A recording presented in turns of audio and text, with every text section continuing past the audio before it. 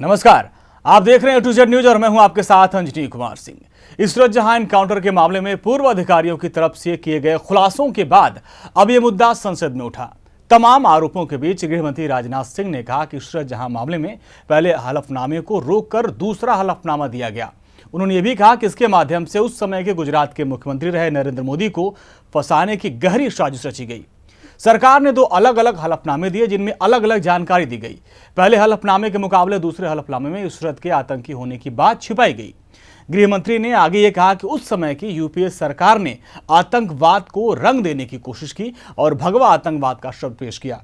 लेकिन सबसे बड़ा सवाल यह है कि 2004 में हुए इशरत इनकाउंटर में आखिर सियासत क्यों हो रही।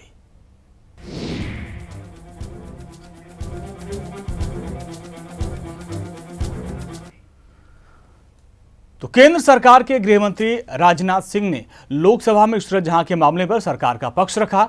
सदन में कांग्रेसी सांसदों के शोरगुल के बीच राजनाथ सिंह ने कहा कि आतंकवाद के मुद्दे पर किसी भी तरह की राजनीति नहीं होनी चाहिए। लेकिन मैं दुख के साथ कहता हूं कि पिछली सरकार यूपीए की जो थी उसने इशरत जहां मामले में बड़ी गड़बड़ी की। इशरत जहां केस को लेकर आज लोकसभा में जमकर हंगामा हुआ। केंद्र सरकार के गृह मंत्री राजनाथ सिंह ने लोकसभा में इशरत जहां मामले पर सरकार का पक्ष रखा। सदन में कांग्रेसी सांसदों के शोरगुल के बीच राजनाथ सिंह ने कहा कि आतंकवाद के मुद्दे पर किसी तरह की राजनीति नहीं होनी चाहिए। राजनाथ सिंह ने कहा कि मैं दुख के साथ कहता हूं कि पिछली सरकार यूपीए ने इशरत जहां मामले में गड़बड़ी की है। उन्होंने लोकसभा में इस मामले पर कहा कि गुजरात हाईकोर्ट में जो हलफनामा पेश किया गया जिसमें इशरत को लश्कर का आतंकी बताया गया था, लेकिन बाद में दूसरे हलफनामे में उसके आतंकी होने की बात को कमजोर कर दिया गया। बाद में इशरत के लश्कर आतंकी होने की बात छिपाई गई। इस मामले से संबंधित कई दस्तावेज गायब हैं। उन्होंने कहा कि इशरत केस में यूपीए सरकार ने गड़बड़ी की और हलफनामे में तथ्यों के साथ छेड़छाड़ की। राजनाथ सिंह ने कहा कि आतंकवाद पर हमारी सरकार किसी भी तरह की राजनीति नहीं करेगी, साथ ही इस मामले पर कड़े कदम उठाएगी। गृह मंत्रालय इशरत जहां मामले में आंतरिक स्तर पर जाँच कर रहा है और सभी तथ्यों को एकत्रित करने के बाद सोच समझकर अंतिम निर्णय लिया जाएगा। उन्होंने कहा कि कांग्रेस ने आतंक को सांप्रदायिक रंग देने की कोशिश की है। आतंकवाद को किसी मजहब और जाति से नहीं जोड़ा जाना चाहिए। आतंकी आतंकी होता है, उसका कोई भी धर्म नहीं होता। उन्होंने कांग्रेस पर करारा प्रहार करते हुए कहा कि भगवा आतंकवाद की बात यूपीए ने कही थी। गौरतलब है कि गृह मंत्रालय के अधिकारियों ने कहा है कि पहला हलफनामा महाराष्ट्र और गुजरात पुलिस तथा खुफिया ब्यूरो के इनपुट के आधार पर दायर किया गया था, जहां ये कहा गया था कि मुंबई के बाहरी इलाके की 19 साल की लड़की लश्कर ए तैयबा की सदस्य थी। लेकिन दूसरे हलफनामे में इसे नजरअंदाज कर दिया गया। अधिकारियों ने कहा कि कथित रूप से तत्कालीन गृह मंत्री पी चिदम्बरम द्वारा तैयार दूसरे हलफनामे में ये कहा गया कि ये साबित करने में कोई ठोस सबूत नहीं है कि इशरत आतंकवादी थी। वहीं बीजेपी सांसद निशिकांत दुबे ने इस मुद्दे पर पिछली यूपीए सरकार पर जमकर आरोप लगाए। उन्होंने कहा कि वोट बैंक की पॉलिटिक्स के लिए एक आतंकी का साथ दिया गया। इसी के बाद हंगामे के बीच सोनिया गांधी की अगुवाई में कांग्रेस सांसद लोकसभा से वॉकआउट कर गए। वहीं लोकसभा में हंगामे के बीच कांग्रेस पर निशाना साधते हुए बीजेपी सांसद अनुराग ठाकुर ने कहा कि जो काम इशरत नहीं कर पाई उसे करने में अब कांग्रेस जुट गई है। इशरत जहां केस में जिस तरीके से एक के बाद एक नए विवाद सामने आ रहे हैं, उसे देखते हुए लगता है कि आने वाले दिनों में कांग्रेस की मुश्किलें बढ़ सकती हैं। Bureau report A to Z news. तो आज लोकसभा में इस मामले पर एक बहस हुई जिसमें बीजेपी के तमाम नेताओं ने अपनी अपनी बात रखी। अनुराग ठाकुर हो, चाहे निशिकांत ठाकुर हो या गृह मंत्री राजनाथ सिंह ने सभी ने करारा जवाब दिया और पिछले यूपीए सरकार को कटघरे में खड़ा किया। दरअसल साल 2004 में हुए इस एनकाउंटर की जांच में यूपीए सरकार की तरफ से बार बार दखलंदाजी की गई और इस मामले में तत्कालीन यूपीए सरकार के 2 बार के हलफनामा जो दाखिल किया था उसमें पहली बार में इशरत को आतंकी जबकि दूसरी बार उसको बेगुनाह बताया गया। अब आपको बताते हैं कि 2004 में हुए इस एनकाउंटर को लेकर ताजा विवाद क्या है। कुछ दिन पहले होम मिनिस्ट्री के एक पूर्व अफसर आरवीएस मणि ने आरोप लगाया है कि यूपीए की सरकार के वक्त उन पर इशरत को आतंकी ना बताने का दबाव था। उनसे सुप्रीम कोर्ट में दाखिल एफिडेविट बदलने को कहा गया था। इसके लिए एसआईटी चीफ ने उन्हें सिगरेट से भी दागा था। सीबीआई उनका पीछा किया करती थी। बता दें कि इससे पहले यूपीए सरकार में होम सेक्रेटरी रहे जीके पिल्लई ने भी आरोप लगाया है कि चिदम्बरम ने उन्हें दरकिनार कर इस केस का एफिडेविट बदलवा लिया था। होम मिनिस्ट्री के अफसरों ने कहा है कि पहला एफिडेविट महाराष्ट्र, गुजरात पुलिस और खुफिया ब्यूरो के इनपुट के बेस पर दायर किया गया था। इसमें कहा गया है कि मुंबई के बाहरी इलाके की 19 साल की लड़की लश्कर ए तैयबा की सदस्य थी। लेकिन दूसरे एफिडेविट में इसे नजरअंदाज कर दिया गया था। अफसरों ने कहा है कि कथित रूप से उस समय के होम मिनिस्टर पी चिदम्बरम द्वारा तैयार दूसरे हलफनामे में ये कहा गया है कि ये साबित करने के लिए कोई ठोस सबूत नहीं है कि इशरत आतंकवादी थी। पूर्व होम सेक्रेटरी जी के पिल्लई ने दावा किया है कि चिदम्बरम ने असली एफिडेविट कोर्ट में दायर होने के 1 महीने के बाद फाइल मंगवाई, जिसमें इशरत और उसके मारे गए साथियों को लश्कर का सदस्य बताया गया था। पिल्लई ने कहा है कि मंत्री के आदेश पर एफिडेविट में अमेंडमेंट के बाद ही फाइल मेरे पास आई। दरअसल इस पूरे मामले में विवाद एक नया खुलासा तब हुआ जब हेडली ने वीडियो कॉन्फ्रेंसिंग जरिए बयान दिया और उसमें ये खुलासा किया था कि इशरत जहां आतंकी थी और एक आत्मघाती दस्ते की सदस्य थी। इसके बाद एक उस समय के पूर्व जो सेक्रेटरी थे, चाहे गृह सचिव थे, और सतपाल सिंह जो कि एसआईटी के प्रमुख थे, उन लोगों ने इस मामले में नए नए खुलासे किए, जिसके बाद बीजेपी को इस मामले में बल मिला और अब वो यूपीए सरकार को घेर रही है। वक्त हो गया छोटे से ब्रेक का। ब्रेक के बाद हम आपको इस इनकाउंटर मामले की सच्चाई बताएंगे।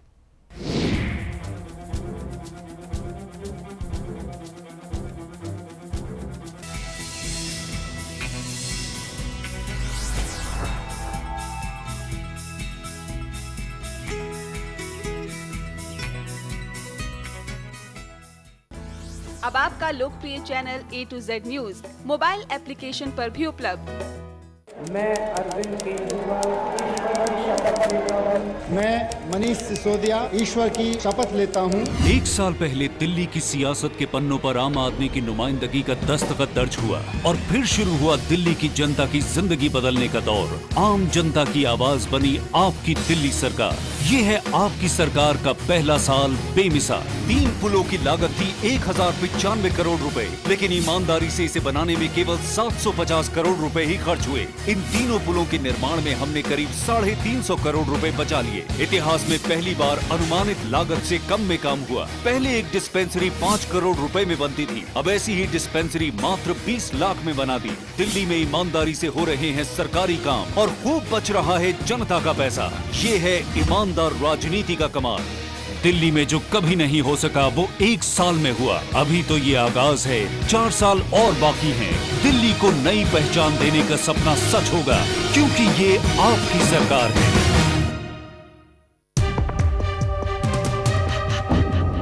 यूपी के सियासी गलियारों की राजनीति खलचल या फिर आम लोगों से जुड़ी हर बात बांटेंगे हम और आप। जल्द आ रहा है खबरें उत्तर प्रदेश से, सिर्फ A to Z न्यूज पर। सर्वमंगल मांगल्ये शिवे सर्वा। अब आप पर होगी माँ झंडे वाली की कृपा।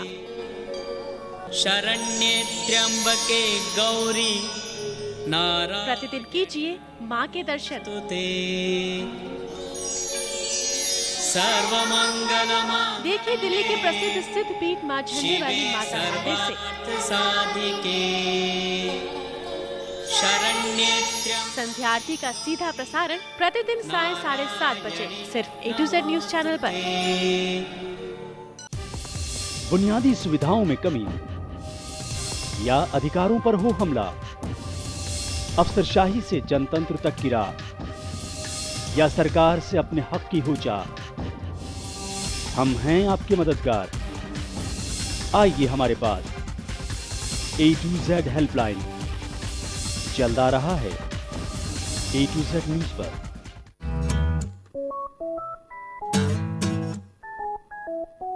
उम्र ही कुछ ऐसी है, शरारतें करने दो। दिल तो ये बच्चा है, इसे शरारतें करने दो। Yes, I may be more solved than ever, getting naughty better late than never. उम्र ही कुछ ऐसी है, हमें शरारतें करने दो। जोश मोबाइल हर दिल में जोश लाए।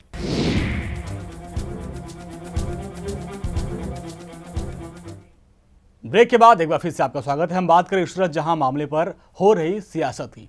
दरअसल 2004 में इनकाउंटर हुआ था और इस इनकाउंटर के बाद से हर दिन नए नए खुलासे हो रहे हैं। और इस इनकाउंटर में इशरत जहां के साथ 4 लोगों को मारा गया था और उस समय तत्कालीन बीजेपी सरकार पर यह आरोप लगा था कि फर्जी इनकाउंटर करवाया गया था। लेकिन अब जो खुलासा हुआ है उस पर यह हुआ है कि इसमें पिछली यूपीए सरकार को दोषी ठहराया जा रहा है। लेकिन इन सब के बीच जान लेते कि आखिर इशरत जहां थी कौन जिसको लेकर इतना विवाद हुआ। इशरत जहां मुंबई के मुंब्रा इलाके की रहने वाली थी। कॉलेज में पढ़ रही 19 साल की इशरत निम्न मध्यम वर्गीय परिवार से थी। 2002 में पिता की मृत्यु के बाद 7 भाई बहनों में दूसरे नंबर की इशरत घर में इकलौती कमाने वाली थी। 15 जून 2004 में हुई आतंकवादी मुठभेड़ में 4 आतंकी मारे गए थे। मरने वाले चारों आतंकियों में इशरत जहां भी थी। इस मुठभेड़ के बाद लोगों ने ये कहा कि ये चारों लोग आतंकवादी नहीं थे। पुलिस ने इन्हें गोली मार दी है और मरे हुए लोगों के हाथ में हथियार थमा दिए। कुछ मानवाधिकार संगठनों ने इस पूरे मामले की जांच करने के लिए भी कहा। अहमदाबाद पुलिस ने इशरत जहां के साथ साथ बाकी 3 लोगों को भी आतंकी बताकर मार गिराया था, लेकिन बाद में मजिस्ट्रेट जांच में मुठभेड़ को फर्जी पाया गया। इशरत के बारे में हेडली ने बताते हुए कहा कि वे एक फिदाइन थी और लश्कर के लिए काम करती थी। इशरत मुठभेड़ को फर्जी बताने वाली सीबीआई के अलावा आईबी ने दावा किया है कि मुंबई की कॉलेज छात्रा इशरत व उसके साथी लश्कर के आतंकी थे और एनआईए की हेडली से पूछताछ में इस बात की पुष्टि भी हो चुकी है। आईबी के एक वरिष्ठ अधिकारी ने कहा कि हमने इस साल फरवरी में ही सीबीआई को हेडली के खुलासे के बारे में बता दिया था। सीबीआई ने इस मामले में 2013 में आईपीएस अधिकारी जीएल सिंघल को अहमदाबाद से गिरफ्तार किया था। सिंघल पुलिस अपराध शाखा में सहायक आयुक्त के पद पर तैनात थे। सिंघल ने मुठभेड़ में अहम भूमिका निभाई थी। इस मामले में ये पहली गिरफ्तारी थी। Bureau report A to Z news. तो इशरत जहां मामले में एक तरफ जहां मौजूदा बीजेपी की सरकार कांग्रेस को घेर रही है, वहीं इस मामले पर कांग्रेस ने क्या कुछ कहना है वो आपको सुनाते हैं। कांग्रेस ने क्या कहा? कांग्रेस प्रवक्ता रणदीप सिंह सुरजेवाला ने कहा कि डिस्ट्रिक्ट जज अहमदाबाद ने इशरत मामले की इंक्वायरी की थी। तब मोदी सीएम थे। 2 जजों ने अपनी जांच में स्पष्ट किया था कि इशरत जहां एनकाउंटर फेक था। इसके बाद कोई बात सामने नहीं आई। खुद चिदम्बरम भी इस मामले पर जवाब दे चुके हैं। मामला अभी कोर्ट में है। जीके पिल्लई से ये जरूर पूछा जाना चाहिए कि उन्होंने अडानी की कंपनी ज्वाइन करने के 6.5 साल बाद ये बात कैसे कही। सुप्रीम कोर्ट में इस मामले में सुनवाई करने के लिए पिटीशन फाइल की गई है। इसमें चिदम्बरम के खिलाफ इशरत जहां मामले में सुप्रीम कोर्ट और गुजरात हाई कोर्ट में झूठी गवाही देने और गुमराह करने का आरोप लगाया गया है। पिटीशन में मांग की गई है कि कोर्ट इस मामले में सुओ मोटो ले। इस मामले में चिदम्बरम के खिलाफ अवमानना की कार्रवाई करने की मांग की गई है। Bureau report A to Z news. तो चाहे कांग्रेस हो चाहे बीजेपी, दोनों एक दूसरे पर आरोप प्रत्यारोप कर रहे हैं और मैं सच्चा तो झूठा की राजनीति कर रहे हैं। वक्त हो गया छोटे से ब्रेक का। ब्रेक के बाद आपको बताएंगे कि आखिर 12 साल के लंबे कार्यकाल में आखिर इस पूरे मामले में हुआ क्या, वो आपको विस्तार से बताएंगे।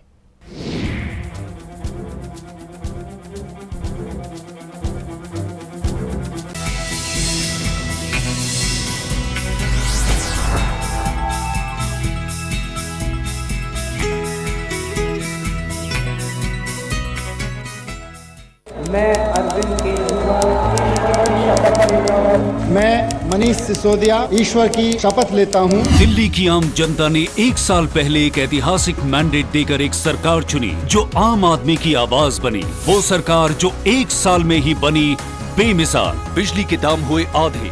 देश में सबसे सस्ती बिजली दिल्ली में 24 घंटे बिजली उपलब्ध। हर महीने हर परिवार को 20,000 लीटर पानी मुफ्त। दिल्ली के कोने कोने में पहुंच रहा है पीने का पानी। पानी टैंकर माफिया पर शिकंजा कसा। किसानों की फसल बर्बाद होने पर देश का सबसे ज्यादा मुआवजा 50,000 रुपए प्रति हेक्टेयर का मुआवजा। ये सब ऐतिहासिक काम हो रहे हैं दिल्ली में, लेकिन उन्होंने अड़चने लगाने में कोई कसर नहीं छोड़ी। केंद्र सरकार ने सेंट्रल फोर्स भेजकर दिल्ली सरकार की एंटी करप्शन ब्रांच पर कब्जा किया। मुख्यमंत्री के दफ्तर पर सीबीआई के छापे डलवाए। तमाम मुश्किलों के बावजूद जनता के लिए जो कहा उसे दिल से निभाया। दिल्ली में जो कभी नहीं हो सका वो 1 साल में हुआ। अभी तो ये आगाज है, 4 साल और बाकी हैं। दिल्ली को नई पहचान देने का सपना सच होगा, क्योंकि ये आपकी सरकार है। अब आपका लोकप्रिय channel A to Z news mobile application पर भी उपलब्ध। यूपी के सियासी गलियारों की राजनीतिक हलचल या फिर आम लोगों से जुड़ी हर बात बांटेंगे हम और आप। जल्द आ रहा है खबरें उत्तर प्रदेश से, सिर्फ A to Z न्यूज पर। सर्वमंगलमांगल्ये शिवे सर्वा अब आप पर होगी माँ झंडे वाली की कृपा। शरण्ये त्र्यंबके गौरी नारायणि प्रतिदिन कीजिए माँ के दर्शन। ते सर्वमंगलमांगल्ये देखिए दिल्ली के प्रसिद्ध सिद्ध पीठ माँ झंडे वाली माता मंदिर से साधिके शरण्ये संध्या आरती का सीधा प्रसारण प्रतिदिन सायं 7:30 बजे सिर्फ A2Z न्यूज चैनल पर। बुनियादी सुविधाओं में कमी या अधिकारों पर हो हमला, अफसरशाही से जनतंत्र तक की राह या सरकार से अपने हक की हो चाह, हम हैं आपके मददगार। आइए हमारे पास। A2Z हेल्पलाइन चलता रहा है A2Z न्यूज पर।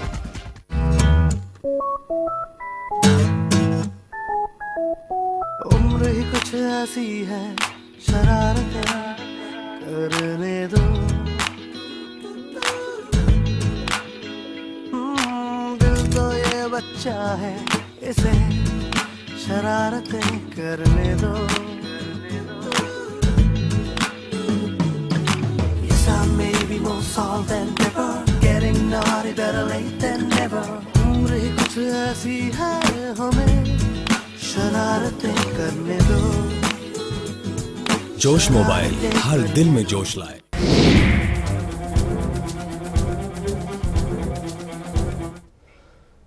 ब्रेक के बाद एक बार फिर से आपका स्वागत है। हम बात कर रहे हैं इशरत जहां मामले पर हो रही राजनीति की। दरअसल इशरत जहां एनकाउंटर के पीछे की सच्चाई जो भी हो, लेकिन उससे पहले ये जान लेना जरूरी है कि आखिर इशरत जहां एनकाउंटर मामला है क्या। 15 जून 2004 को अहमदाबाद में एक मुठभेड़ में इशरत जहां और उसके 3 साथी जावेद शेख, अहमद अली और जिशान हैदर मारे गए थे। गुजरात पुलिस ने इशरत को लश्कर का आतंकी बताया और इशरत केस में कब कब क्या हुआ अब आपको विस्तार से बताते हैं।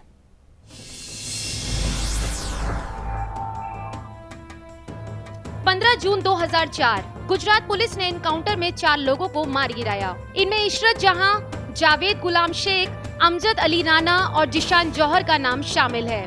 इस एनकाउंटर की अगुवाई DIG DG वंजारा ने की थी। 7 सितंबर 2009 एनकाउंटर पर विवाद के बाद मेट्रोपॉलिटन मजिस्ट्रेट SB तमांग को जांच सौंपी गई। उन्होंने 243 पन्नों की रिपोर्ट कोर्ट में सौंपी। इसमें इशरत जहां एनकाउंटर को फर्जी करार दिया गया। पुलिस को कोल्ड ब्लेडेड मर्डर का दोषी ठहराया गया। 9 सितंबर 2009 गुजरात हाईकोर्ट ने तमांग की रिपोर्ट पर स्टे लगाते हुए जांच के लिए SIT का गठन कर दिया। हाईकोर्ट ने ये कहा कि इस केस की जांच उसकी निगरानी में होगी। सितंबर 2010 SIT प्रमुख RK राघवन ने इस केस की जांच करने से इनकार कर दिया। इसके बाद गुजरात हाईकोर्ट ने नई SIT गठित की। नवंबर 2010 सुप्रीम कोर्ट में गुजरात सरकार की अर्जी खारिज हो गई। इसमें नए SIT के गठन पर रोक की मांग की गई। 29 जुलाई 2011 राजीव रंजन वर्मा को SIT का नया चेयरमैन बनाया गया। नवंबर 2011 SIT प्रमुख राजीव रंजन की जांच रिपोर्ट के आधार हाई कोर्ट ने एनकाउंटर में शामिल लोगों के खिलाफ एक नई FIR दर्ज करने का आदेश दिया। इन पर धारा 302 के तहत केस दर्ज किया गया। दिसंबर 2011 गुजरात हाई कोर्ट ने इशरत जहां एनकाउंटर केस की जांच का जिम्मा CBI को सौंप दिया। 14 फरवरी 2013 CBI ने IPS अफसर GS सिंघल को गिरफ्तार किया।